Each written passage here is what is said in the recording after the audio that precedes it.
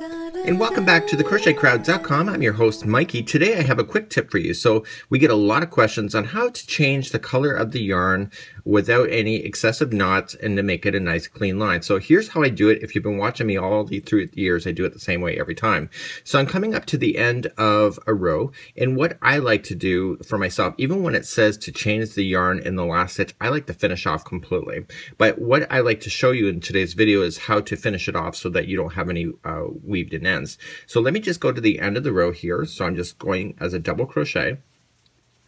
I'm also going to have a video on how to do the yarn. So if you have a knot in your yarn, or if you have to change your yarn in mid-row, I'll show you how to do that as well. So don't forget that last one here. Okay, and what I like to do is just finish off. So that is the end of it. So I'm going to trim my yarn, and I trim it about maybe 8 inches. Okay, and then what I like to do is that I take the yarn and I pull it through the last loop like this. And what I'm going to do is that I'm going to go inside to a stitch and pull it through. And then I'm going to come into the next stitch from the other direction, pull through. And I do that for about 1 inch to 2 inches. So it's getting caught underneath of the stitches. And the trick is that when you come back in the next row, is that you're going to get that stuck inside. So I said about 1 inch to 2 inches, so my sample is pretty small. So what I'm going to do is leave this on for now, and then I'm going to grab my next yarn. So let's turn our project and start the next one, and the next color. So I'm going to start off with the slip knot. I like to start off with the slip knot so it doesn't fall out. It's not technically the proper way to start any kind of yarn. You technically should loop it and etc. I have this phobia of something falling out. It's just my own thing. So I'm going to go into the very first stitch, and I'm going to take the straggler and the yarn that's leading to the ball, pull through and through. So that traps both of those strings into position, and I let the straggler fall down underneath.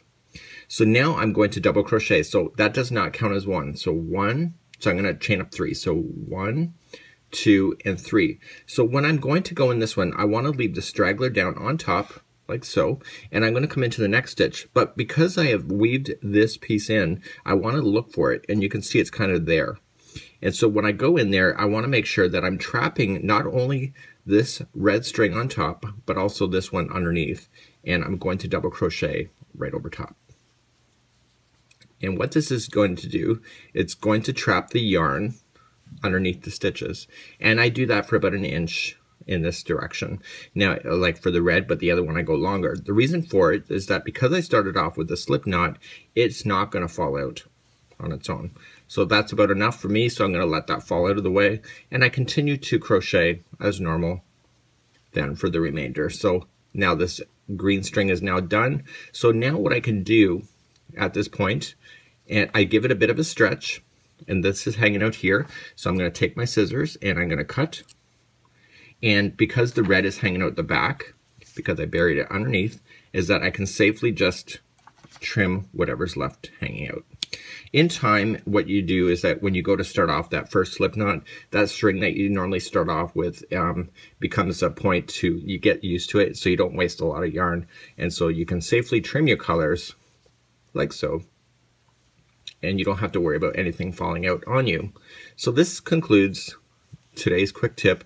This is how I changed the yarns, and I'm going to come back in another video and show you what to do, what happens when you run out of a yarn in the middle of a row, or you have a knot that you need to cut out, and how to deal with that at the same time. So that's it. That's a quick tip on how to change colors in mid-project with your yarn.